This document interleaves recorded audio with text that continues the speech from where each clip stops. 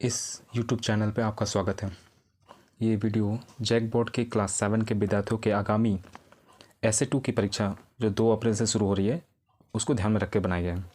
Class 7 के maths के कुछ महत्वपूर्ण टॉपिक्स यहाँ डिस्कस किए गए हैं। मैंने यहाँ मैथ्स के सिलेबस बेस्ड चैप्टर में से जिनसे क्वेश्चन डेफिनेटली पूछा जाएगा को सिलेक्ट किया है। तो आइए शुरू करते हैं। पहला टॉपिक है व्यंजक का मान। इससे हम पहले कुछ क्वेश्चंस लेंगे, उसको सॉल्व करेंगे, फिर समीकरण का हल, इसको भी लिया है मैंने। कोण के प्रकार बताएंगे, पूरक और संपूरक कोण, त्रिभुज के भी प्रकार बताएंगे, त्रिभुज के गुण, ये सब जो है डिस्कस किया जाएगा। 2D 3D आकृति, फलक, किनारे और शीर्ष, वर्ग, आयत के परिमाप और क्षेत्रफल देखेंगे, समांतर चतुर्भुज और त्रिभुजों का क्षेत्रफल, संयुक्त आकृति का क्षेत्रफल, वृत्त की परिधि, वृत्त का क्षेत्रफल, बारंबारता और मिलान चिन्ह, केंद्रीय प्रवृत्ति के प्रकार जिसमें हम लोग पढ़ेंगे माध्य, माध्यिका और बहुलक के बारे में, और लास्ट में हम लोग लास्ट टॉपिक करेंगे प्रसार, जिसको हम लोग परिसर भी बोलते हैं। व्यंजक का मान टॉपिक से हम इसमें कुछ क्वेश्चंस करते हैं जो बीजीय व्यंजक चैप्टर 11 में से कुछ क्वेश्चन है। तो पहला क्वेश्चन जैसे उदाहरण के लिए x = 2 है के लिए 4x - 3 का मान निकालें। x का वैल्यू 2 मतलब है यहाँ कि हमको जहाँ x है वहाँ हमको 2 पुट करना है, 2 रखना है। तो इसका मान क्या होगा?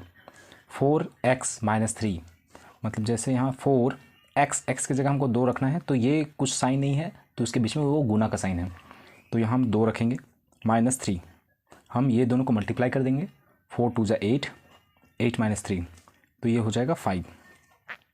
तो ये जो इस व्यंजक का सॉल्यूशन हो जाएगा, हल हो जाएगा, मान हो जाएगा। सेकंड क्वेश्चन देखते हैं उदाहरण। इसमें x का जो वैल्यू है वो हमको -1 रखना है, तो जहाँ जहाँ हमको x दिखेगा वहाँ वहाँ हम लोग -1 रखेंगे। जैसे ये इक्वेशन व्यंजक है 3x² + 4x - 6, तो x की जगह हम लोग रखेंगे -1। जैसे यहाँ 3 है, फिर ये मल्टीप्लाई, यहाँ गुना का साइन है, कुछ साइन नहीं है तो यहाँ गुना का साइन है, और x का पावर 2 तो हम इसको ब्रैकेट में लिखना पड़ेगा -1 क्योंकि x की जगह -1 रखना है, उसका पावर 2 + 4 x की जगह -1 रखना है और फिर -6। तो ये 3 यहाँ किसी भी माइनस साइन का जो होल स्क्वायर करेंगे, इसको हम लोग होल स्क्वायर बोलेंगे, मतलब वर्ग। किसी भी माइनस साइन ऋणात्मक संख्या का अगर हम वर्ग करते हैं तो वो धनात्मक आता है, उसका वैल्यू पॉजिटिव आता है, तो ये 1 ही हो जाएगा। और 1 का स्क्वायर क्या होता है? 1 होता है। और ये 4 -1 से मल्टीप्लाई करेंगे तो -4, ये हो जाएगा -6, तो ये हो जाएगा 3 - 4 - 6। तो हम पहले क्या करते हैं, 3 रख देते हैं, ये माइनस और ये माइनस हो जाता है प्लस, माइनस प्लस, तो ये हो जाएगा -10 और इसका आंसर आ जाएगा -7 क्योंकि 3 में से 10 गया -7। ठीक है। नेक्स्ट क्वेश्चन उदाहरण। a का वैल्यू -2 रखना है और b की जगह 2 रखना है। अब यहाँ 2 मान रखना है क्योंकि ये 2 ये जो है वो चर संख्या दिया हुआ है, a + b/2। तो जहाँ a दिख रहा है वहाँ हमको -2 रखना है और जहाँ b है वहाँ हमको 2 रखना है। तो -2 + 2/2, तो ये हो जाएगा -2 + 2 क्या हो जाएगा? 0, 0/2, और 0/2 मतलब क्या होता है? 0 हो जाता है, तो ये इसका मान हो जाएगा। ठीक है। अब जो है वो सेकेंड टॉपिक पे आते हैं, समीकरण का हल। इससे भी हम कुछ क्वेश्चंस करेंगे। जैसे कुछ क्वेश्चंस लिया गया है इसमें उदाहरण। समीकरण दिया है n + 5 = 19, तो हमको यहाँ n का वैल्यू निकालना है कि n का मान क्या होगा। तो यहाँ n + 5 = 19 दिया हुआ है, तो n हम लोग क्या जानते हैं, इधर जो है वो लेफ्ट साइड जो है वो अगर पॉजिटिव होता है उधर जाके नेगेटिव हो जाता है, इधर अगर माइनस होगा उधर जाके प्लस हो जाएगा, मल्टीप्लाई होगा उधर डिवाइड हो जाएगा, इधर डिवाइड रहेगा उधर जाके मल्टीप्लाई हो जाएगा। तो यहाँ 19 लिख देंगे, ये पहले से जो यहाँ नंबर रहेगा वो लिख देना है।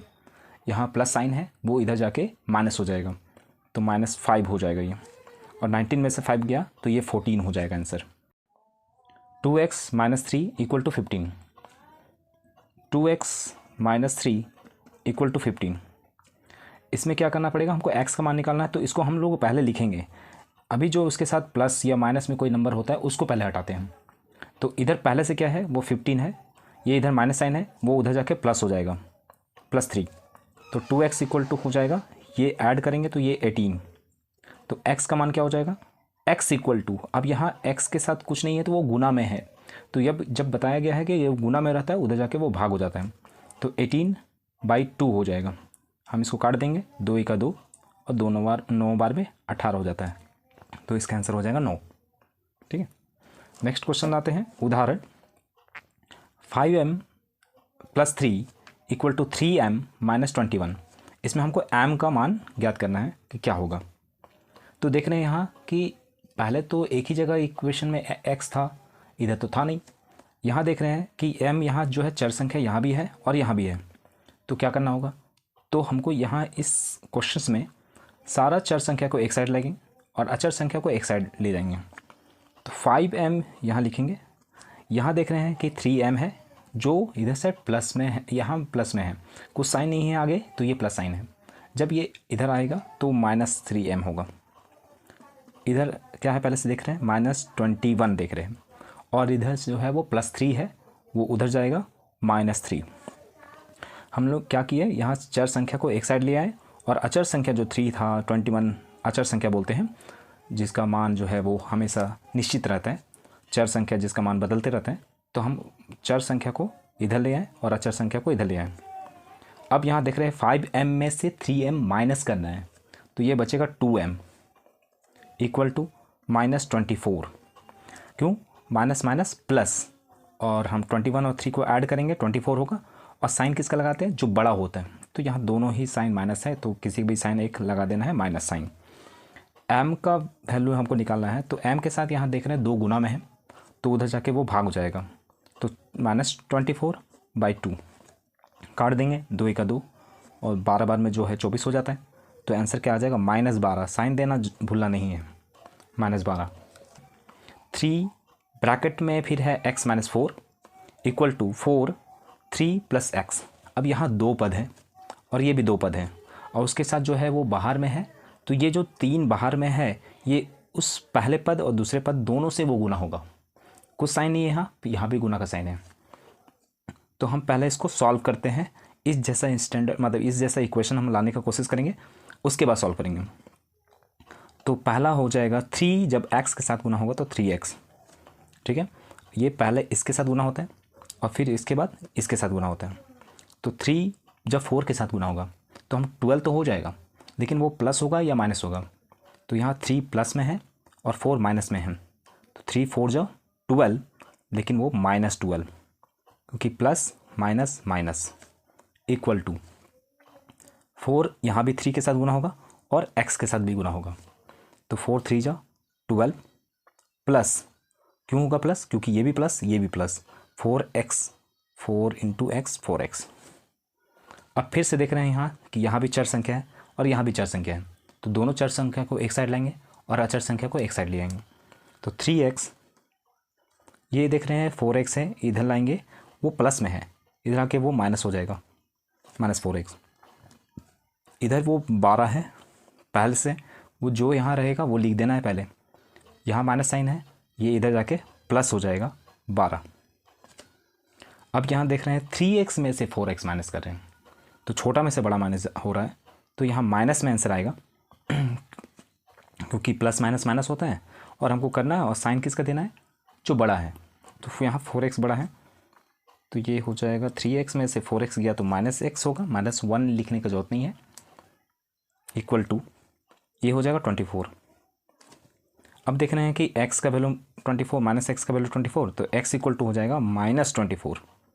ये साइन जो है -1, यहाँ कुछ नहीं था तो -1 था, वो इधर मल्टीप्लाई में था, इधर आके डिवाइड हो जाएगा, और हम जो है वो -24/-1 लिखेंगे, तो ये -24 ही लिख सकते हैं। ये माइनस साइन नीचे है तो ऊपर ही हम लोग लिख सकते हैं, इसका मानक रूप होता है, तो -24। तो यही आंसर हो जाएगा। अब हम तीसरा टॉपिक देखेंगे, कोण के प्रकार। इस टॉपिक में हम लोग कोण के प्रकार के बारे में पढ़ेंगे कि कितने प्रकार होते हैं।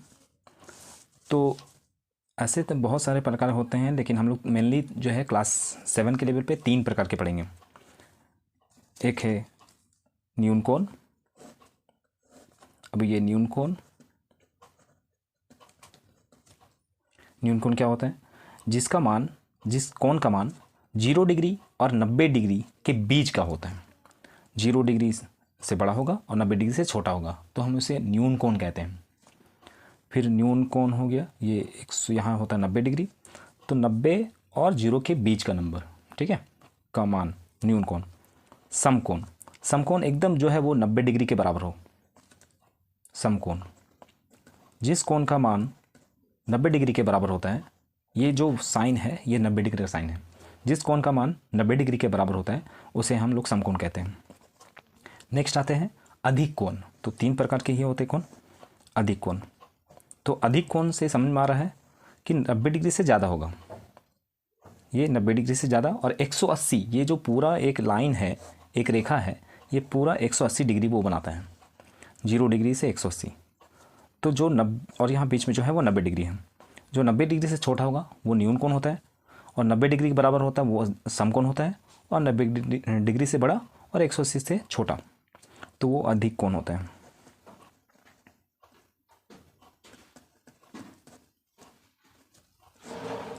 ये हो गया, तो न्यून कोण, समकोण, अधिक कोण।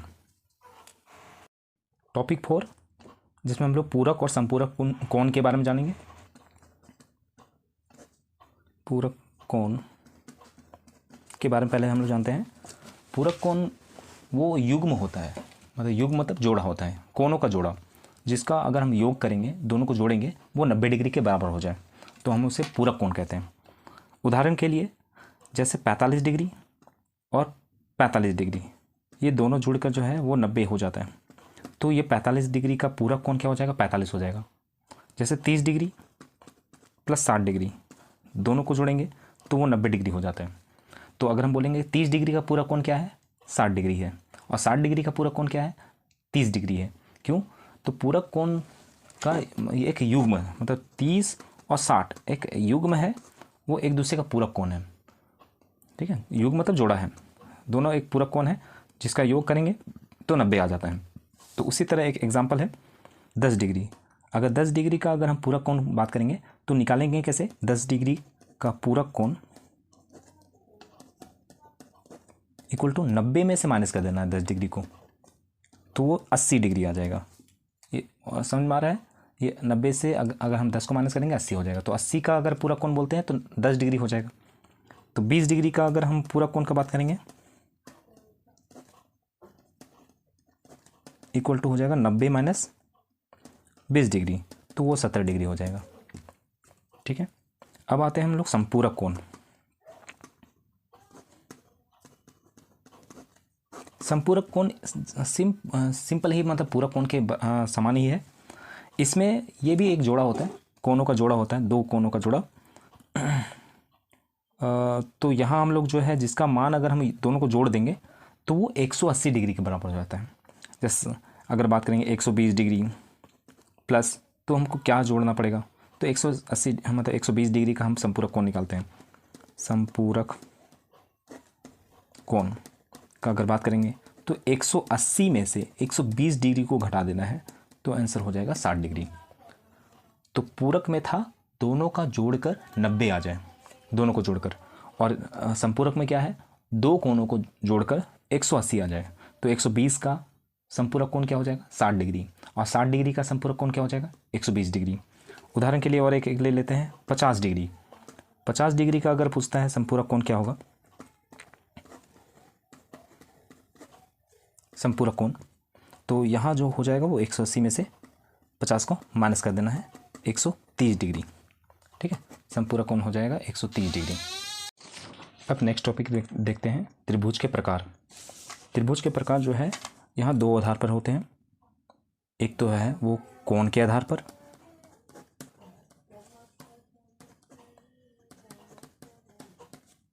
दूसरा है भुजा के आधार पर। तो पहले कोण के आधार पर देखते हैं।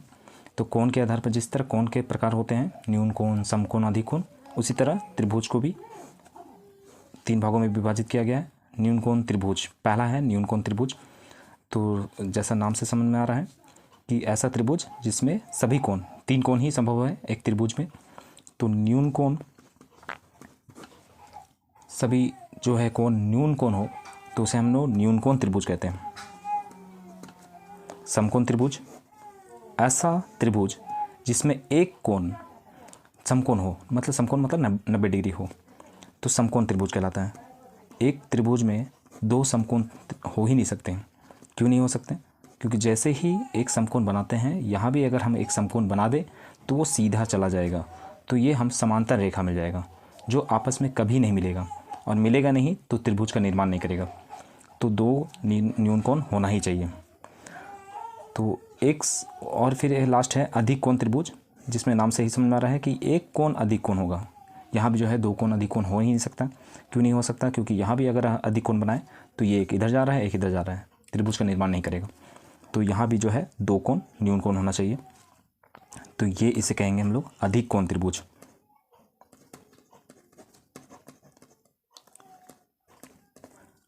तो एक न्यून कोण, एक समकोण, एक अधिक कोण। न्यून कोण के सभी कोण 90 डिग्री से कम होते हैं, न्यून कोण होते हैं। समकोण में मात्र एक कोण 90 डिग्री के बराबर होता है, और अधिक कोण में एक कोण अधिक कोण होता है। अब आते हैं हम लोग भुजा के आधार पर।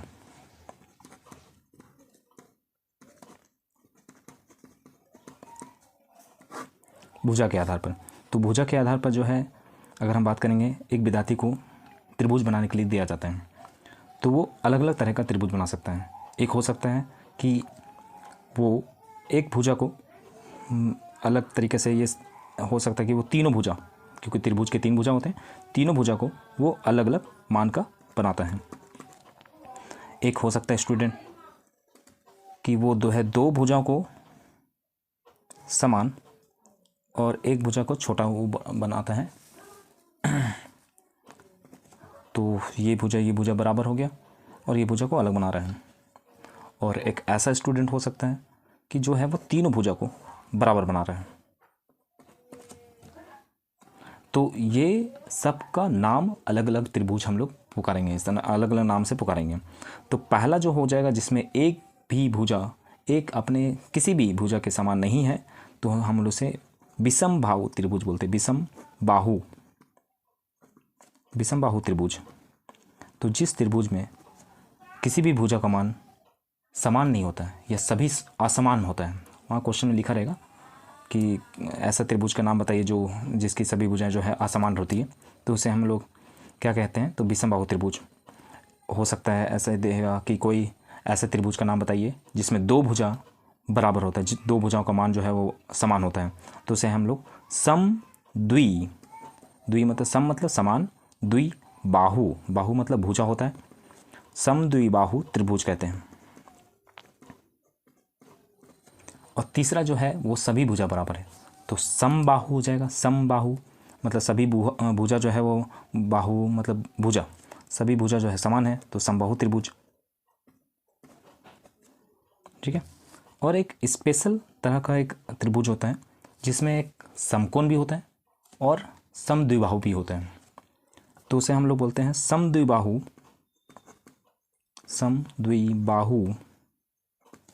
समकोण त्रिभुज।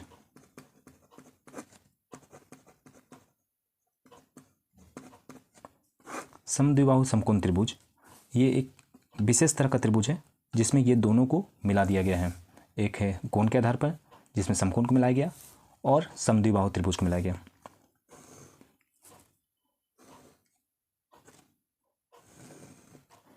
तो समकोण है और समद्विबाहु भी है, मतलब ये भुजा बराबर कर लेते हैं। अब नेक्स्ट टॉपिक है त्रिभुज के गुण, जिसमें हम लोग पढ़ेंगे अभिमुख कोण और बाह्य कोण के बीच संबंध। त्रिभुज के तीनों अंतःकोणों का योग 180 डिग्री होता है। समबाहु त्रिभुज के प्रत्येक कोण के बारे में बात करेंगे कि वो कितना डिग्री का होता है। और समद्विबाहु समकोण त्रिभुज के कोण के विषय में हम लोग जानेंगे, जो इससे पहले हम लोग देख रहे थे। एक त्रिभुज है, ये अंतःकोण होता है, ये सबको अंतःकोण बोलते हैं। अगर हम एक भुजा को बढ़ाते हैं, कोई भी एक भुजा को, त्रिभुज का ये भुजा कोई भी एक भुजा को बढ़ाते हैं, तो ये एक भुजा के साथ ये बढ़ा हुआ जो भुजा है वो जो कोण बनाते हैं उसे हम लोग बाह्य कोण बोलते हैं। ये हो गया बाह्य कोण। और ये 3 अंतःकोण हो गया। तो ये अंतःकोण और बाह्य कोण के बीच एक संबंध होता है। क्या संबंध है? तो बाह्य कोण के रिस्पेक्ट में इसको हम लोग अभिमुख कोण बोलते हैं। अभिमुख, उसके मुख के सामने बैठा हुआ 2 कोण। तो ये 2 कोण का योग अगर हम करेंगे, जोड़ेंगे दोनों कोणों को, तो वो बाह्य कोण के बराबर होता है। बाह्य कोण थोड़ा बड़ा भी दिख रहा है ना, तो ये 2 कोण को जोड़ने के बाद वो समान आएगा।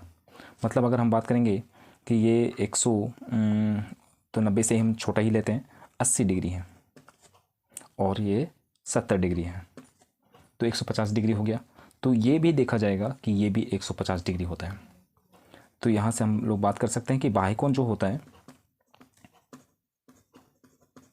2 अभिमुख कोणों के बराबर, योग के बराबर होता है। 2 अभिमुख, उसके मुख के सामने जो बैठा हुआ है उसको बोलते हैं अभिमुख कोण। अभिमुख कोणों के योग के बराबर होता है। पर ले लेते हैं, जैसे ये है तो इसमें बाह्य कोण ये हो जाता है। तो ये कोण का वैल्यू कैसे निकलेगा? ये कोण और ये कोण को, दोनों को वैल्यू को जोड़कर, मान को जोड़कर, तो ये उसके रिस्पेक्ट में ये अभिमुख कोण हो जाएगा। ठीक है। नेक्स्ट हम देखते हैं कि त्रिभुज के तीनों अंतःकोणों का योग 180 डिग्री होता है। तो कोई भी एक त्रिभुज, कोई भी तीनों कोणों का अगर अलग अलग मान भी है, कुछ भी हो, तो ये हमेशा योग कर 180 डिग्री ही होगा। 180 ये फिक्स है। 180 डिग्री त्रिभुज के तीनों कोणों, अंतः कोणों का योग 180 डिग्री होता है। इसमें एक एग्जांपल ले लेंगे तो अगर बात करेंगे कि एक कोण दिया हुआ है 60 डिग्री, एक कोण दिया है 80 डिग्री, ये कोण निकालने बोलेगा तो हम लोग जानते हैं गुण कि ये तीनों कोणों को जोड़कर 180 डिग्री होता है। तो ये हो जाएगा 60। अगर हम इसका नाम ले लेते हैं ABC, तो कोण A प्लस कोण B प्लस कोण C का योग 180 डिग्री। A का मान दिया हुआ है 60 डिग्री, B का मान दिया हुआ है 80 डिग्री, C का मान नहीं दिया हुआ है तो हम C लिख रहे हैं और वहाँ 180 डिग्री। तो ये दोनों को जोड़कर कितना आ जा रहा है? 140 degree plus C equal to 180 degree. C equal to हो जाएगा 180 डिग्री माइनस 140 डिग्री, तो ये हो जाएगा 40 डिग्री। तो C जो हो जाएगा वो 40 डिग्री का होगा। ठीक है।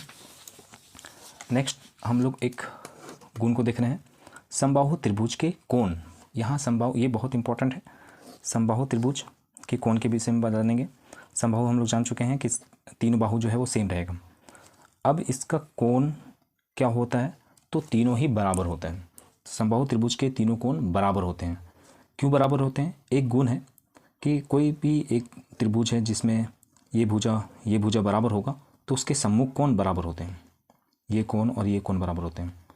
उसी जैसा यहाँ और ये भुजा बराबर है तो ये कोण भी बराबर होंगे। इसलिए मतलब इस एक थ्योरम है जिसके थ्रू जो है वो तीनों बराबर हो जाते हैं। क्या करेंगे हम लोग? सभी कोण को x डिग्री मान लेते हैं। ये x माने तो सारा ही x है, या फिर हम लोग x ही मानते हैं तो x A B C पहले लेते हैं। कोण A, कोण B और कोण C, तीनों को जोड़कर जो है वो 180 डिग्री आता है।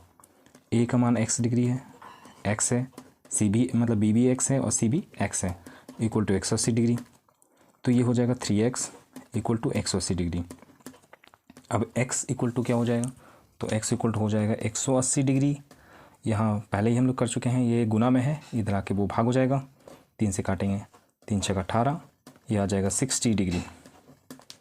तो एक गुण हम लोग को क्या पता चला? समबाहु त्रिभुज के प्रत्येक कोण का मान 60 डिग्री होता है। प्रत्येक कोण का मान 60 डिग्री होता है। ठीक है। अब आते हैं नेक्स्ट टॉपिक पे, समद्विबाहु त्रिभुज। इसमें समद्विबाहु त्रिभुज में जिसमें 2 भुजा बराबर होता है, एक ऐसा त्रिभुज जिसमें 2 भुजा बराबर होता है। लेकिन यहाँ हम लोग बात करेंगे समद्विबाहु समकोण त्रिभुज। तो यहाँ समकोण त्रिभुज, अब ये दोनों ये समकोण त्रिभुज हो गया। अब ये दोनों को कंबाइन करके जो हम लोग स्पेशल केस का त्रिभुज की बात किए थे, जिसमें समकोण भी हो और समद्विबाहु भी हो, तो इस केस में ये कोण का मान क्या होता है वो हम लोग बात करेंगे। ये तो फिक्स हो गया 90 डिग्री, और सबको जोड़कर 180 डिग्री होता है। तो ये हम लोग पढ़ चुके हैं कि ये भुजा बराबर है, तो ये कौन बराबर है। अब ये वाला भी हम लोग x मान लेते हैं। तो 90 degree plus x, 90 degree plus x सबको जोड़कर 180 डिग्री। तो 90 degree plus 2x equal to 180 degree. 2x equal to हो जाएगा, क्योंकि 90 को हमको भेजना पड़ेगा उधर, तो 180 minus 90, 2x equal to 90 degree, x equal to 90 by 2 से काट देंगे, ये हो जाएगा 45 डिग्री। तो x का वैल्यू हो जाएगा 45 डिग्री। तो समझ में आ रहा है कि ये अगर 45 है तो ये भी 45 डिग्री हो जाएगा। ठीक है, ये दोनों 45 डिग्री का हो जाएगा, क्योंकि 45 90 हो जाएगा और ये फिर 90 है, तो 180 डिग्री ये मतलब है उस जो थ्योरम है उसको प्रूव कर देगा। टॉपिक देखते हैं 2D और 3D आकृति। इस 2D और 3D आकृति में 2D मतलब होता है 2 डायमेंशनल ज्योमेट्री, और 3D मतलब 3D हो गया 3 डायमेंशनल। अब ये डायमेंशनल क्या है, जिसमें 2 बीमाएँ होती है उसे 2D बोलते हैं, जिसमें 3 बीमाएँ होती है उसे हम लोग 3D कहते हैं। तो अब ये बीमाएँ क्या है, तो बीमा मतलब लंबाई चौड़ाई ऊंचाई, ये जब हो गया तो जिसमें लंबाई और चौड़ाई हो मात्र उसको हम लोग 2D बोलेंगे, जिसमें लंबाई चौड़ाई ऊंचाई तीनों हो तो उसे हम लोग 3D कहेंगे। तो अब 2D आकृति और 3D आकृति के बारे में एक बार देख लेते हैं। एक जैसे वर्ग, ये हो जाएगा 2D, इसमें एक लंबाई है एक चौड़ाई है, मान रहे हैं यहाँ दोनों लंबाई चौड़ाई दोनों बराबर हैं, लेकिन ये 2D है। एक आयत होता है, ये हो गया वर्ग जिसकी चारों भुजाएं बराबर होती है। ये आयत जिसकी आमने सामने की भुजा बराबर होती है, ये भुजा बराबर होगा, ये भुजा बराबर होगा। त्रिभुज, जिसके मतलब अब हम लोग त्रिभुज के प्रकार पढ़ चुके हैं कि जो है तीनों अलग हो कोई भी हो, तो ये जो है वो त्रिभुज क्या है, एक 2D आकृति है। वर्ग क्या है, 2D आकृति है। और अगर हम आयत का बात करेंगे तो 2D आकृति है। इसके आगे हम लोग टॉपिक में देखेंगे एक समांतर चतुर्भुज भी होता है, वो भी एक 2D आकृति है। तो क्लास 7 में ज़्यादा मतलब है इसके बारे में नहीं बताया गया है, इसके आगे और भी है होते हैं, वृत्त है, ये सब अलग अलग है। हम लोग पतंग का बात करेंगे, क्लास 8 में पढ़ेंगे, समचतुर्भुज बात करेंगे। तो हम लोग यहाँ 3D का बात करते हैं। 3D में क्या होगा, एक क्यूब मतलब जिसको हम लोग घन बोलते हैं, कि सभी बीमाएँ जो हैं वो बराबर ही होती है, लेकिन यहाँ एक लंबाई चौड़ाई और एक ऊंचाई होता है। ये हो गया लंबाई, अगर बात करेंगे ये लंबाई यहाँ सभी बराबर हो गया, लेकिन ये लंबाई मानते हैं, ये चौड़ाई मानते हैं, और एक ऊंचाई भी आ जाते हैं। तो ऐसे आकृति जिसमें लंबाई चौड़ाई और ऊंचाई तीन बीमाएँ होती है उसे हम लोग 3D आकृति कहते हैं। तो ये एक 3D आकृति है, ऐसा लग रहा है कि उभरा हुआ है। ये घनाभ है,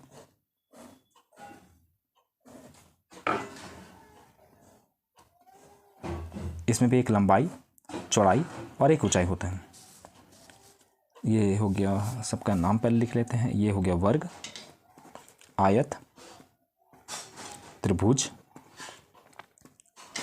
और ये समांतर चतुर्भुज।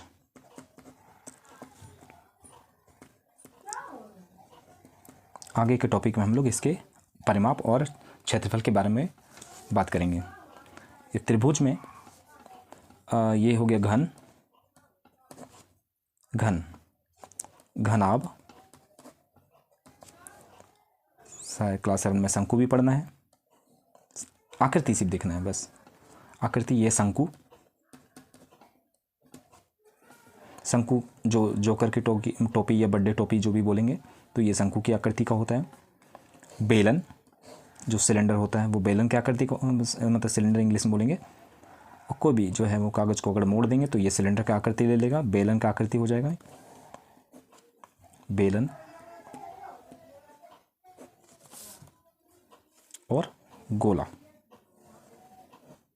यहाँ अगर वृत्त का भी बात कर लेंगे,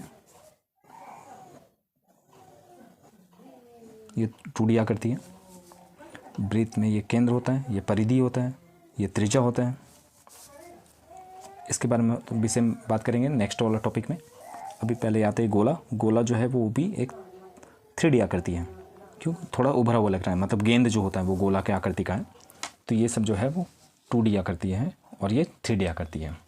2D आकृति में हम लोग परिमाप के बारे में बात करेंगे, जैसे वर्ग और आयत के परिमाप के बारे में बात करेंगे, और त्रिभुज में और समांतर चतुर्भुज के हम लोग क्षेत्रफल का बात करेंगे। इसमें हम लोग क्षेत्रफल भी देखेंगे, वृत्त का, यहाँ परिधि और क्षेत्रफल के विषय में बात करेंगे। आते हैं पहले हम लोग नेक्स्ट टॉपिक में, जिसमें 3D है, और 3D में हम लोग जो है वो पढ़ना है फलक, किनारा और शीर्ष। तो इसी में हम लोग बता देते हैं फलक, किनारा और शीर्ष। तो घन और घनाभ का बात करते हैं, फलक और किनारे का। फलक, अब फलक क्या होता है? तो फलक जो है वो उसका सतह का बात किया है, फेस। ठीक है, फलक को हम लोग फेस बोलेंगे इंग्लिश में। तो फेस जो है, यहाँ जो है सतह जो होता है वो फेस कितना वो है, तो यहाँ 6 फेस है। एक 4 दीवार दिख रहा है, ये एक, इधर साइड 2, ये 3 और एक 4। ये 4 दीवार हो गया चारों साइड, और एक ऊपर हो जाएगा, एक नीचे हो जाएगा। तो इस तरह से 6 फलक हो गया, 6 फेस हो गया। अगर हम किनारा का बात करेंगे, जो सेकंड है किनारा, जिसको हम लोग एज बोलते हैं, तो किनारा कितना है? तो यहाँ जो है वो 12 किनारा हो जाएगा। तो 1 2 3 4 5 6 7 8 9 10 11 12। तो ये 12 किनारा हो जाएगा। किनारा मतलब एज बोलते हैं, एकदम जो है वो जैसे कोई सरफेस है इसका है, ये जो हो जाएगा वो किनारा हो जाएगा।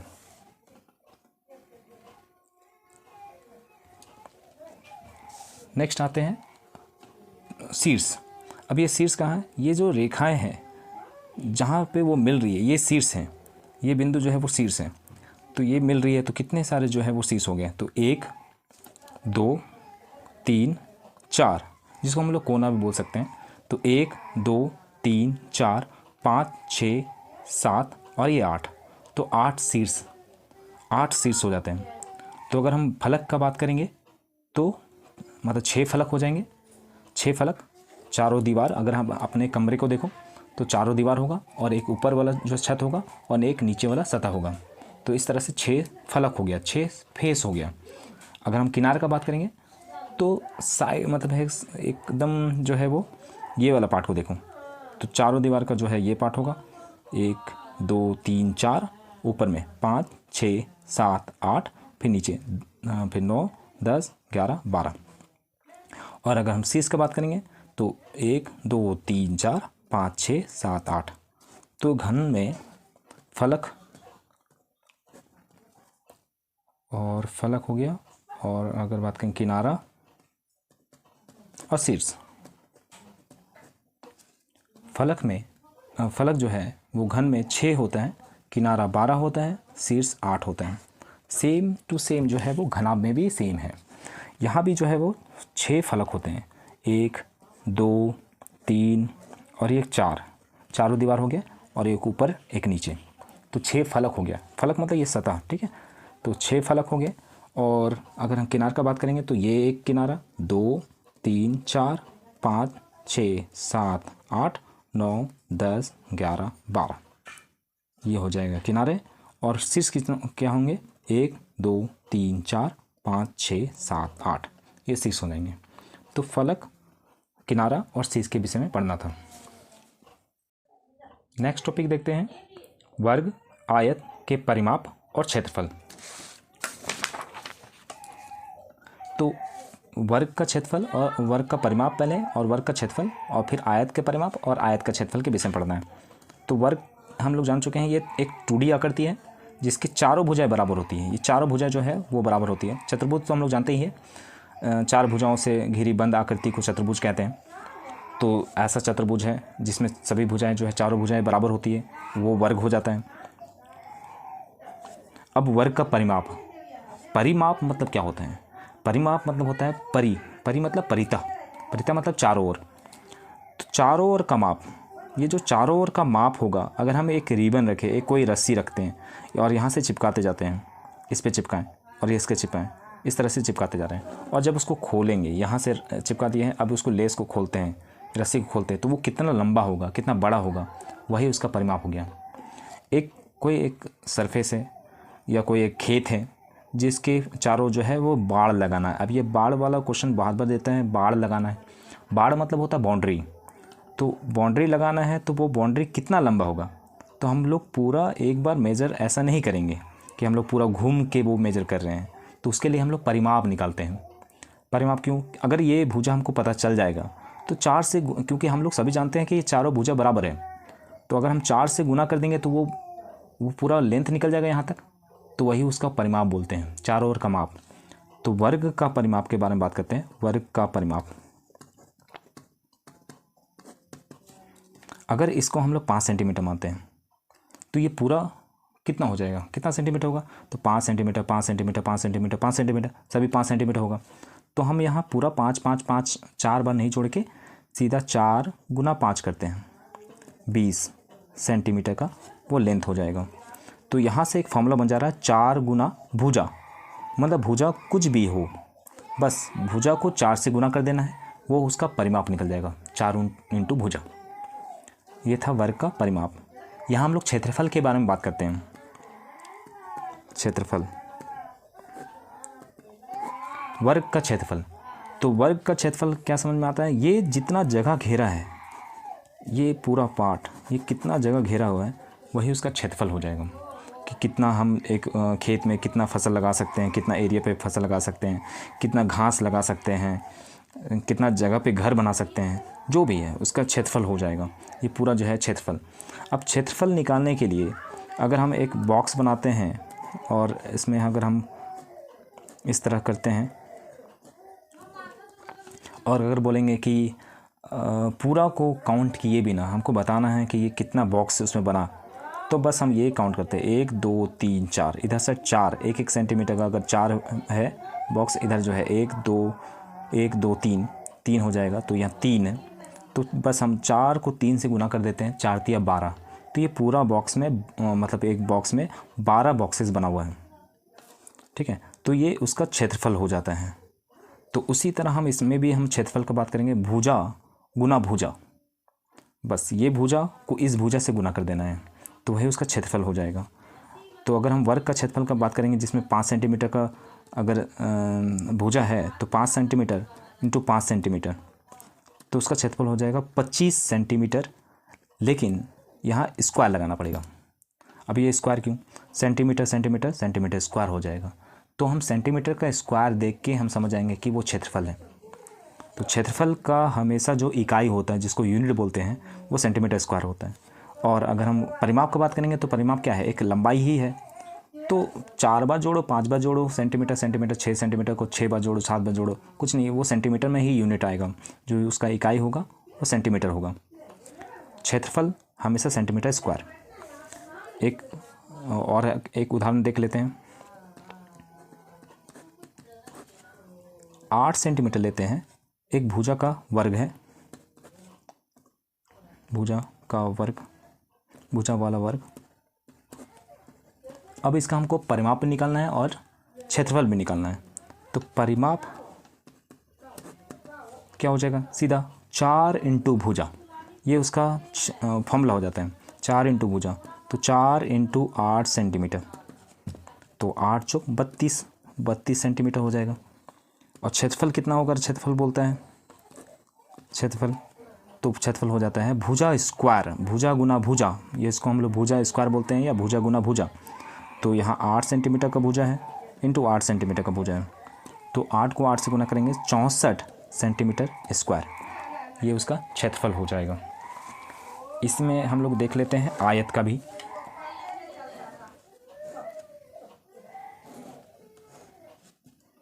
ये आयत में एक लंबाई होता है और एक चौड़ाई होता है।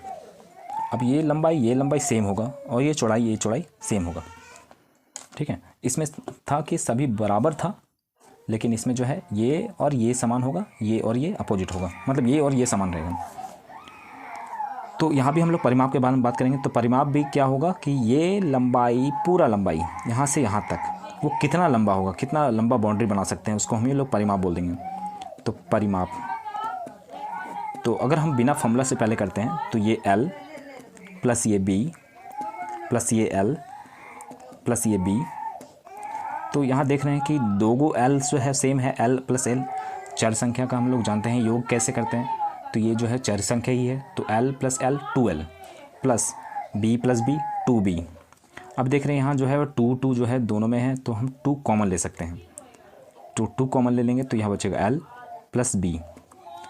तो ये इससे एक फॉर्मूला हमको मिलता है 2 गुना लंबाई प्लस चौड़ाई, लंबाई, अच्छा पूरा ही लिख देते हैं, लंबाई प्लस चौड़ाई, 2 गुना लंबाई प्लस चौड़ाई, ये उसका परिमाप हो जाता है। तो क्योंकि लंबाई और चौड़ाई को अगर हम जोड़ देते हैं उसका डबल कर देते हैं तो ये पूरा लेंथ आ जाएगा। ये लंबाई और ये चौड़ाई को हम एक एग्जांपल देख लेते पहले। अगर ये 7 सेंटीमीटर का है और ये 5 सेंटीमीटर का है, तो ये देख रहे हैं ये भी जो है 5 सेंटीमीटर का, ये 7 सेंटीमीटर का होगा। तो 7 और 5 देख लेते, जोड़ लेते 12। तो ये क्या दोनों 12 सेंटीमीटर होगा, तो 12 का अगर हम डबल कर दें तो आंसर आ जाएगा 24 सेंटीमीटर। तो यही तरीका को अपनाया गया है, मतलब सीधा हम लोग जो है 4 बार जोड़ते नहीं हैं, मतलब ये भुजा ये भुजा ये भुजा ये भुजा 4 बार जोड़ के नहीं लिखते हैं, डायरेक्ट फॉर्मूला हम लोग मतलब पुट कर देते हैं कि ये लंबाई है ये चौड़ाई है, दोनों को जोड़ना है और 2 से गुना कर देना है। तो 2 गुना लंबाई प्लस चौड़ाई उसका परिमाप का फॉर्मूला हो जाएगा। क्षेत्रफल का फॉर्मूला क्या होगा, थोड़ा सा फास्ट कर रहे हैं, मतलब अगर लग रहा है फास्ट है तो स्लो करके उसको देख लेना। क्षेत्रफल में सेम टू सेम वही, तो भुजा गुना भुजा, यहाँ भुजा क्या है, लंबाई है, यहाँ चौड़ाई है, तो लंबाई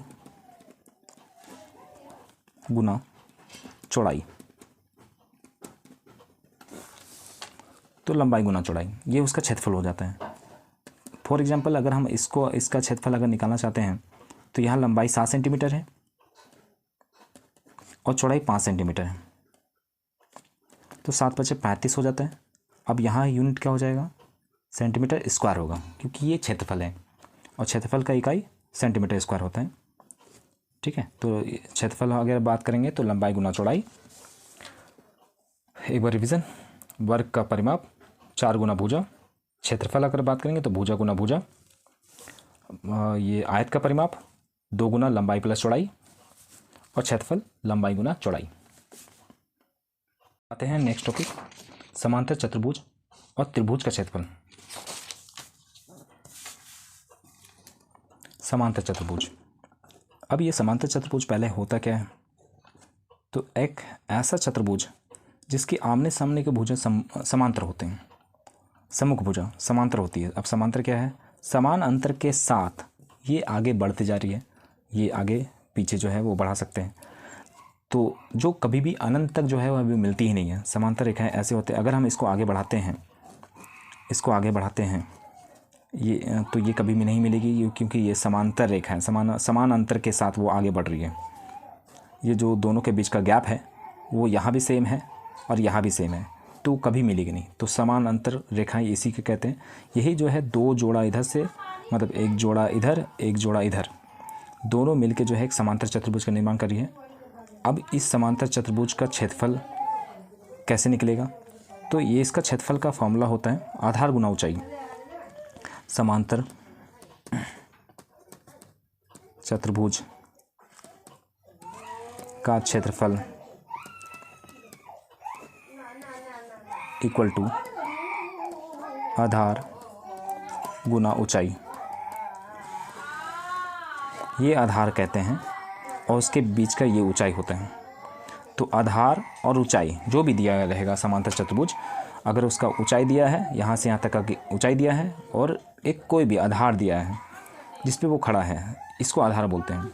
तो आधार का वैल्यू और ऊंचाई का वैल्यू को गुना कर देना, वही समांतर चतुर्भुज का क्षेत्रफल निकल जाएगा। एग्जाम्पल के लिए देख लेते हैं, अगर ये 8 सेंटीमीटर का आधार है और 5 सेंटीमीटर का ये ऊंचाई दिया है और बोला है कि इसका एक क्षेत्रफल निकालो, तो क्षेत्रफल का फॉर्मूला याद रखना है आधार गुना ऊंचाई। आधार कितना है 8 सेंटीमीटर, ऊंचाई कितना है 5 सेंटीमीटर, 5 सेंटीमीटर।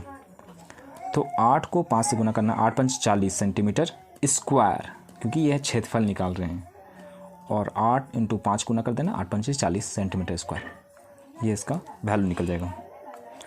सेम उसकी जैसा त्रिभुज का भी देख लेते हैं।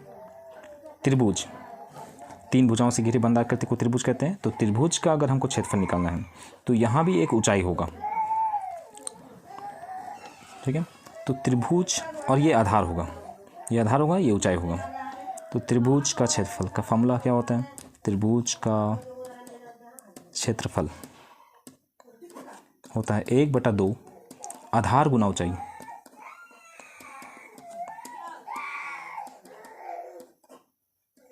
एक बटा दो आधार गुना ऊंचाई। इस तरीके से हम लोग जो है वो निकाल सकते हैं 1/2 आधार, ये फॉर्मूला होता है आधार गुना ऊंचाई 1/2 आधार। बस इसमें क्या कर देना है, ये समांतर चतुर्भुज क्या है, इसमें 2 त्रिभुज है ना, 2 त्रिभुज। तो एक त्रिभुज का 1/2 आधार गुना ऊंचाई, एक त्रिभुज का 1/2 आधार गुना ऊंचाई। तो दोनों को जोड़ देना है तो वो 1/2 जो है वो 2 हो जाता है, मतलब दोनों को जोड़ देंगे तो वो 1 हो जाएगा। तो आधार गुना ऊंचाई यहाँ बचा, और यहाँ फॉर्मूला हो जाता है त्रिभुज का क्षेत्रफल 1/2 आधार गुना ऊंचाई।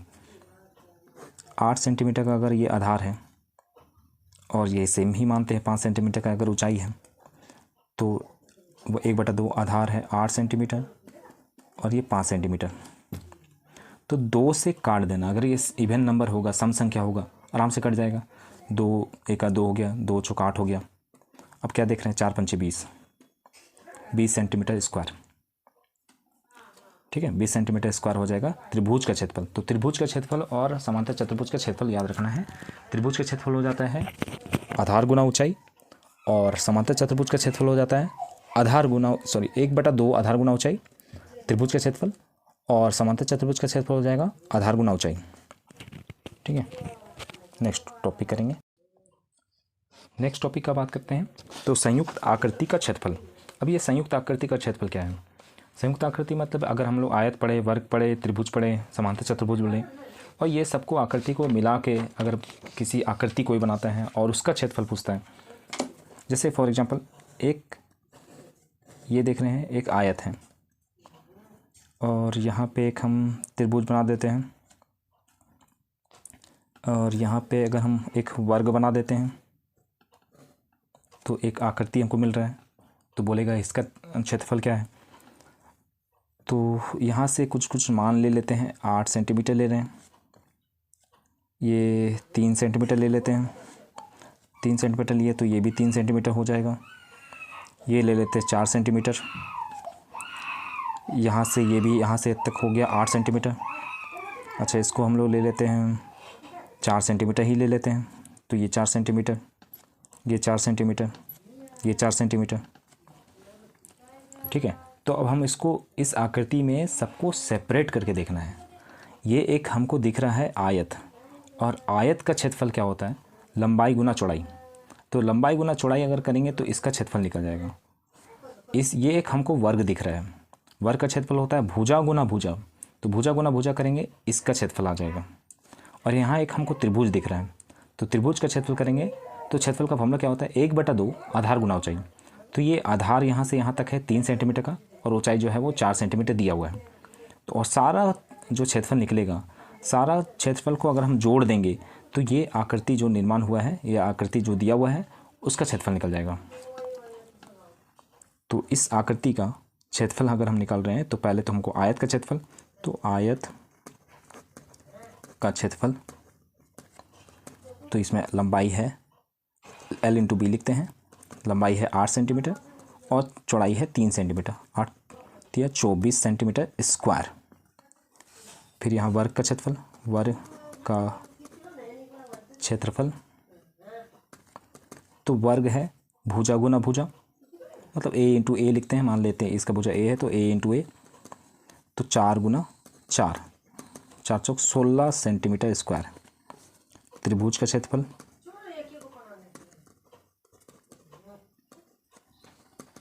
एक बटा 2 आधार गुना ऊंचाई, तो 1/2 आधार कितना है? 3 सेंटीमीटर, ऊंचाई कितना है? 4 सेंटीमीटर। तो 2 से हम काट सकते हैं, 2 दूनी 4, ये हो गया 3 दूनी 6 सेंटीमीटर स्क्वायर। तो यहाँ से टोटल जो क्षेत्रफल क्या हो जाएगा? तो 24 centimetre square plus 16 centimetre square plus 6 centimetre square, ये कुल क्षेत्रफल हो जाएगा उस आकृति का, ठीक है, ये आकृति का कुल क्षेत्रफल हो जाएगा। सभी को जोड़ देना है, 24 और 16, 40 हो गया, 40 और 6 46 सेंटीमीटर स्क्वायर। नेक्स्ट टॉपिक को देखते हैं। इसमें हम लोग वृत्त की परिधि और वृत्त का क्षेत्रफल दोनों को हम लोग साथ में ले लेंगे, 12 और 13 जो टॉपिक है। पहले वृत्त देखते हैं कि क्या होता है। तो इसका डेफिनेशन ही क्या है पहले वृत्त का, कि एक निश्चित बिंदु से एक निश्चित दूरी पर, अगर हम बिंदुओं का जो ये समूह दिख रहा है, क्योंकि यहाँ अनंत बिंदु है, बिंदुओं का समूह जो हम एक निश्चित बिंदु से निश्चित दूरी पर बहुत सारा बिंदु होगा, यहाँ से यहाँ तक निश्चित दूरी है, तो ये बिंदुओं का समूह को अगर हम मिला के एक हम बंद आकृति बना देंगे तो हमको एक आकृति जो मिल रहा है, ये बंद आकृति, इसी को हम लोग वृत्त कहते हैं। तो ये जो निश्चित बिंदु होगा उसको हम लोग केंद्र बोलते हैं, और यहाँ से जो निश्चित दूरी होगा, हर जगह दूरी जो है समान रहेगा, उसको हम लोग त्रिज्या बोलते हैं। त्रिज्या मतलब रेडियस और केंद्र मतलब सेंटर, ये त्रिज्या हो जाता है। तो इस त्रिज्या का बहुत इंपॉर्टेंट होगा परिमाप और क्षेत्रफल निकालने में। तो दोनों का फॉर्मूला में ये त्रिज्या का मान आएगा, जिसको हम लोग आर से, स्मॉल आर से हम लोग जो है वो डिनोट करते हैं त्रिज्या को। तो हम लोग यहाँ इसका परिमाप के बारे में बात करते हैं। तो परिमाप यहाँ हम लोग वृत्त के आधार पर हम लोग वृत्त में हम लोग उसको परिधि बोलते हैं। जैसे हम लोग आयत का परिमाप निकालते हैं, वर्ग का परिमाप निकालते हैं, यही इस परिमाप को हम लोग परिधि बोलते हैं। तो यहाँ से अगर हम कोई धागा रखेंगे और उसका अगर हम खोल के देखेंगे वो कितना लंबाई का होगा, वही उसका परिधि हो जाएगा, चारों ओर का माप हो जाएगा। यहाँ तो चारों होगा नहीं, मतलब ये पूरा जो सर्कल में यहाँ से यहाँ तक है वो उसका वैल्यू, उसका लेंथ जो है वो परिधि हो जाएगा। तो वृत्त की परिधि इक्वल टू फॉर्मूला होता है 2 पाई आर। पाई क्यों? ये कर्व सरफेस है, मतलब कर्व जो है लेंथ है, मतलब यहाँ वक्र है, वक्र रेखा है, तो वक्र रेखा है इसलिए यहाँ पाई लगा है। अब ये पाई क्या होता है, तो पाई का मान कितना होता है, तो पाई का मान रखना है 22/7, 22/7, ठीक है। ये पाई का मान होता है 22/7, ये एकदम याद ही कर लेना है, पाई का मान 22/7, 2 पाई आर। वृत्त का परिधि मतलब यहाँ से पूरा यहाँ तक का लंबाई होता है 2 पाई आर, 2 पाई आर, ये पूरा जो घूम रहा है यहाँ से यहाँ तक पूरा लंबाई होता है 2 पाई आर। तो एक इसका एग्जांपल देख लेते हैं। अगर ये आर, ये अगर 7 सेंटीमीटर है, 7 सेंटीमीटर लेते हैं, तो अगर इसका वैल्यू जो है वो 7 सेंटीमीटर है, तो इस परिधि यहाँ से पूरा लंबाई कितना होगा, 2 पाई का मतलब 22/7 इंटू 7। हम सेंटीमीटर आर इसलिए हैं कि मल्टीपल लिए हैं 7 का, ताकि वो आराम से कट जाए, 7 आराम से कट गया, और 22 मतलब को 2 से गुना करेंगे तो 44 आ जाएगा, और ये 44 सेंटीमीटर आ जाएगा, 44 सेंटीमीटर आ जाएगा। नेक्स्ट हम लोग बात करेंगे वृत्त का क्षेत्रफल के बारे में। वृत्त का क्षेत्रफल, अब वृत्त का क्षेत्रफल में भी आर का इंपॉर्टेंस होगा। क्या होता है, पाई आर स्क्वायर। वृत्त का क्षेत्रफल होता है पाई आर स्क्वायर। यहाँ भी पाई का वैल्यू जो है 22/7 है। आर अगर हम साथ ही मानते हैं 7, तो 22/7 इंटू 7, ये आर स्क्वायर मतलब आर 2 बार गुना करना है, ना कि 2 से गुना करना है। आर को मतलब आर का स्क्वायर मतलब कोई भी वैल्यू है उसको 2 बार गुना करना है। तो 7 का स्क्वायर हम लोग ऐसे भी लिख सकते हैं, 7 का स्क्वायर 49, या फिर 7 का स्क्वायर को हम लोग 7 इंटू 7 भी लिख सकते हैं, जो मर्जी है। यहाँ से हम लोग ऐसा लिखे हैं ताकि ये 7 आराम से कट जाए, और 7 को 2 मतलब गुना करेंगे, 7 दूनी 14, 7 दूनी 14, 1 15, तो 154 यहाँ हो जाएगा सेंटीमीटर स्क्वायर, क्योंकि ये क्षेत्रफल है, और ये जो था उसका परिधि मतलब परिमाप वो सेंटीमीटर में ही होगा। नेक्स्ट टॉपिक देखते हैं, बारंबारता और मिलान चिन्ह। इसमें कुछ डाटा दिया रहना चाहिए, आंकड़ा दिया रहना चाहिए। जैसे हम मान लेते हैं कि एक एग्ज़ाम लिया गया 10 मार्क्स का, और उसमें जो है वो विद्यार्थियों की संख्या आ रहे हैं, मतलब अंक आ रहे हैं 7, 3, 5 7 3 3 5 4 5 7 7 7 3 5 4 4 7 5 5। ठीक है। इसमें अगर हमको बोलेगा कि बारंबारता और मिलान चिन्ह बनाएं तो कैसे बनाएंगे? तो ये पहले जो है वो 3 बॉक्स बनाना होगा। ये एक तरफ अंक लिखना होगा, एक तरफ जो है वो मिलान चिन्ह, पहला ये मिलान चिन्ह, और ये बारंबारता अंक। इसमें हम लोग को क्या क्या अंक दिख रहे हैं? तो 3 देख रहे हैं कि किसी स्टूडेंट का 3 आता है, किसी स्टूडेंट का 5 आता है, एक 4 भी आ रहा है, 4 भी आता है, 5 भी आता है और 7 आता है। ये 4 अंक बार बार रिपीट हो रहे हैं, यही 4 अंक। तो 3 देख रहे हैं कि वो कितने बार आ रहे हैं, तो पहले बारंबारता लिख लेते हैं। तो 3 जो है वो 1 2 3 4 4 बार आ रहा है 3।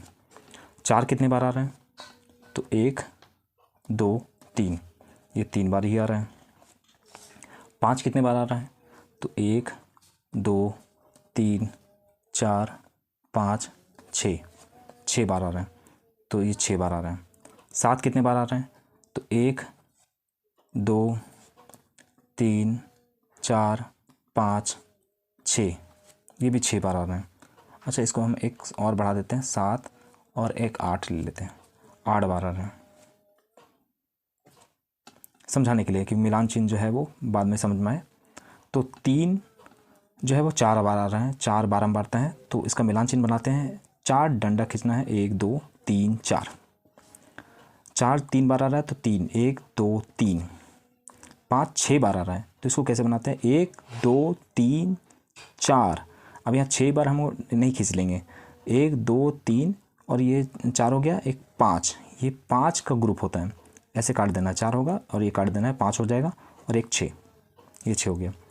जैसे 7 जो है वो 8 बार आ रहा है, तो 8 बनाना है, तो 8 को डंडा नहीं खींचेंगे, तो हम लोग खींचेंगे 1 2 3 4 5 6 7 8, ये हो जाता है उसका मिलान चिन्ह, ये हो जाता है बारंबारता। अभी देखते हैं केंद्रीय प्रवृत्ति के प्रकार। केंद्रीय प्रवृत्ति के प्रकार में हम लोग 3 चीज़ के बारे में पढ़ेंगे, माध्य, माध्यिका और बहुलक। अब ये माध्य, माध्यिका, बहुलक क्या है? तो माध्य, इसके लिए भी कुछ आंकड़ा दिया रहना चाहिए, डाटा दिया रहना चाहिए। तो हम कुछ मान लेते हैं, पहले 2 3 4 3 6 1 और 5, ये इतना ही मानते हैं, इसे समझाते हैं। इसमें माध्य, माध्यिका और बहुलक। तो माध्य के बारे में बात करते हैं पहले। तो माध्य को हम लोग बोलते हैं औसत, और हम लोग इंग्लिश में बोलेंगे इसको एवरेज। तो माध्य कैसे निकालना है? माध्य वो होता है संख्या कि सभी संख्या को जोड़ देना है, सभी जितना भी संख्या है सबको जोड़ देना है, और जोड़ने के बाद जितना संख्या है 1 2 3 4 5 6 7, 7 संख्या है, 7 से इसको भाग कर देना है, वही उसका माध्य हो जाएगा। सभी संख्या मतलब सभी जो अंक दिया है, 2 3 4 फिर 3 फिर 6 फिर 1 फिर 5, सबको जोड़ना है, और उसको जितना नंबर है 1 2 3 4 5 6 7, तो 7 नंबर से 7 से डिवाइड कर देना है, तो यही उसका माध्य हो जाएगा। जब भी माध्य निकालना होता है, ठीक है, मतलब एवरेज कि कितना माध्य होगा, औसत क्या है, तो सबको जोड़ देना है, और उसको जितना नंबर रहेगा, जितना आंकड़ा दिया रहेगा, उसे भाग कर देना है। जिसको अगर हम सॉल्व करते हैं तो 2 3 5 हो गया, 5 4 9 हो गया, 9 3 12 18 19 19 और 5 24, 24/7। अब ये तो पॉइंट में निकलेगा दशमलव में, तो 24/7। 7 से करते हैं, 7 21, 3 बचेगा, पॉइंट लगेगा, 0 आएगा, 7। अब यहाँ 0 आएगा, 7 चौक 28, फिर 2 आएगा, फिर पॉइंट के लिए 0 आएगा, 7 दूनी 14 हो जाएगा, 6 आएगा, फिर वही पॉइंट आएगा, चलते जाएगा। तो हम जो है पॉइंट के बाद 2 डिजिट लिए हैं, एक कर लेते हैं, 7 7 8 56 हो जाएगा, 4 आएगा, तो ये 3.428, बस इतना ही छोड़ते हैं। तो ये इसका औसत हो गया, माध्य हो गया। अब हम लोग बात करते हैं इसका माध्यिका के बारे में। माध्यिका,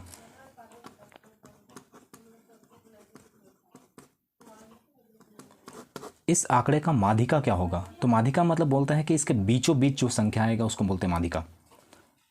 तो उसके लिए सबसे पहले इसको अरेंज करना पड़ता है। अरेंज मतलब आरोही क्रम में हम इसको सजाएंगे। आरोही मतलब छोटा से बड़ा। तो आरोही क्रम में सजाएंगे तो सबसे पहले छोटा नंबर है वो 1 है, उसके बाद आता है 2 है, फिर 3 है, लेकिन 3 कितना बार है? 2 बार है। उसके बाद 4 है, उसके बाद 5 है और 6 है। कितना संख्या हो गया? 1 2 3 4 5 6 7, मतलब सही है। तो आरोही क्रम में इसको सजा लिए। अब इसको बीचों बीच संख्या क्या होगा? तो ऐसा नहीं देखेंगे कि 1 2 3, इधर से 1 2 3, तो 3 वो माध्यिका हो जाएगा। ये एकदम करेक्ट है, यही आएगा माध्यिका।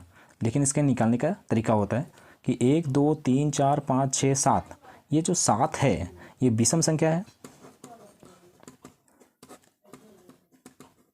विषम संख्या है, तो जब भी उसका आंकड़ों का संख्या विषम संख्या होगा तो बस क्या माध्यिका क्या हो जाएगा? तो माध्यिका हो जाएगा 7 विषम संख्या है, उसमें 1 जोड़ना है तो वो 8 हो जाएगा और उसको 2 से भाग कर देना है तो 4। मतलब ये 4 क्या निकला?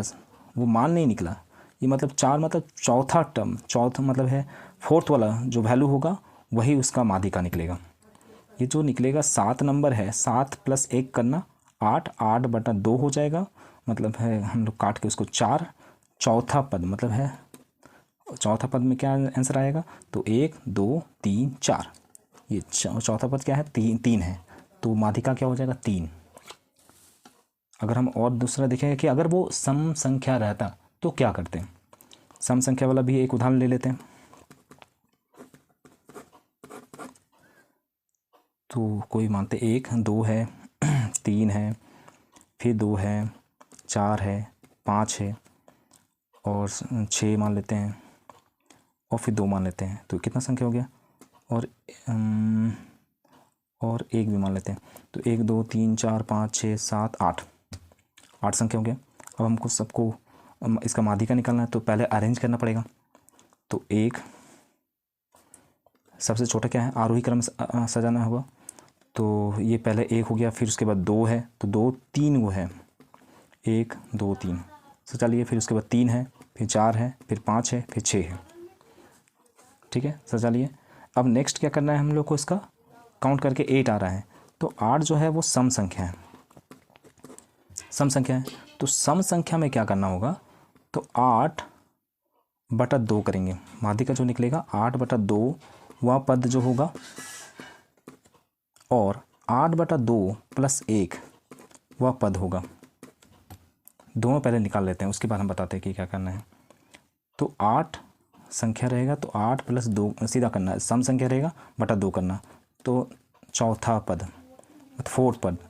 और 8/2 जो आया फोर्थ पद चौथा पद +1 कर देना, मतलब 5वां पद, क्योंकि 8/2 मतलब 4 होगा और 4 + 1 5, 5वां पद। चौथा पद और 5वां पद के बीचों बीच वाला जो नंबर होगा वही उसका माध्यिका होगा। तो बीचों बीच नंबर क्या होगा? तो माध्यिका निकालना है कि चौथा पद + 5वां पद को जोड़ना है, बटा 2 कर देना है। किसको? बीचों बीच। तो बीच नंबर कैसे निकालते हैं? बटा 2 करके आधा कर देते हैं। तो चौथा पद उसका देखना होगा, 5वां पद उसका देखना होगा और दोनों को जोड़कर बटा 2 करना है। तो इसमें आरोही क्रम सजाने के बाद क्या मिल रहा है? चौथा पद 1 2 3 4, चौथा पद में है 2 प्लस, और 5वां पद क्या है? 3 है बटा 2। तो देख रहे हैं हम लोग 5/2 मिल रहे हैं और ये हो जाता है 2.5, 2.5। तो ये उसका माध्यिका हो जाएगा। ठीक है, माध्यिका हो जाएगा फोर्थ। जो सम संख्या होगा तब हम लोग ऐसा करेंगे कि सम संख्या में हम लोग बीचों बीच निकाल ही नहीं सकते हैं, क्योंकि इधर भी 4 इधर भी 4, तो कैसे निकालेंगे इसके बीच में? तो वो बीच में जो है आएगा, दोनों के बीच का संख्या आएगा, पॉइंट में आएगा।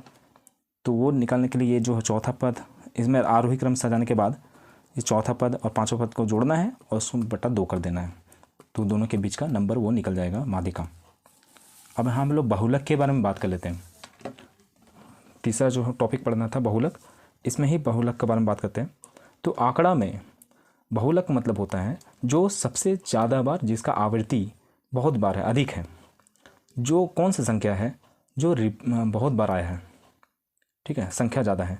देख रहे हैं 2 जो है एक ही बार है, एक ही बार है, 5 भी एक ही बार है, 6 एक ही बार है, 4 भी एक ही बार है। तो 3 ऐसा संख्या है जो 2 बार रिपीट हो रहा है।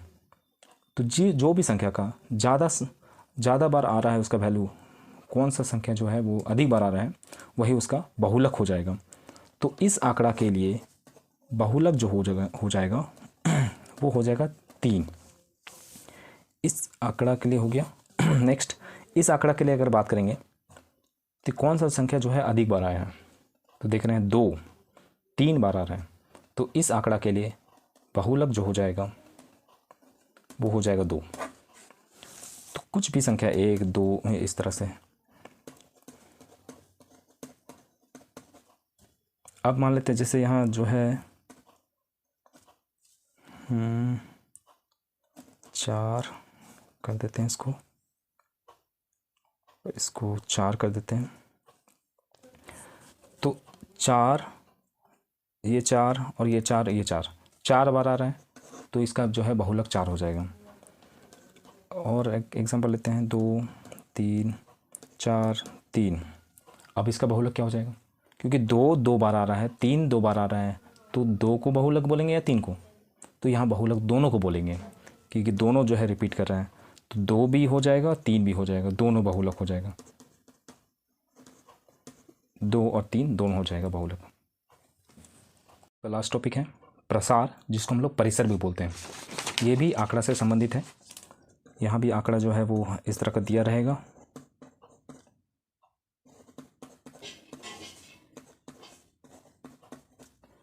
ये 11 है, ठीक है। तो ये आंकड़ा दिया हुआ है, इसमें परिसर अगर निकलने बोलेगा, परिसर निकालो या प्रसार निकालो, प्रसार भी दे देता है और परिसर भी देता है। तो प्रसार निकालो या परिसर निकालो, तो वो क्या होता है, जिसको हम लोग इंग्लिश में रेंज बोलते हैं। तो सबसे बड़ा नंबर, सबसे बड़ा जो आंकड़ा होगा, सबसे बड़ा नंबर में से सबसे छोटा नंबर को घटा देना। सबसे बड़ा वैल्यू जो होगा 11 है, और सबसे छोटा वैल्यू इसमें से 1 देख रहे हैं, 1 है। तो 11 में से 1 घटा देंगे तो वो आ जाएगा 10। बस इतना ही था ये परिसर। 2, 4, 8, 9 और 3, इसका परिसर निकालने बोलेगा। तो सबसे बड़ा नंबर जो है वो 9 है और सबसे छोटा नंबर 2 है, तो 9 में से 2 को घटा देना है, तो ये 7 हो जाएगा उसका परिसर। ये वीडियो देखने के लिए धन्यवाद। नेक्स्ट वीडियो क्लास 7 के साइंस सब्जेक्ट पर बनाया जाएगा।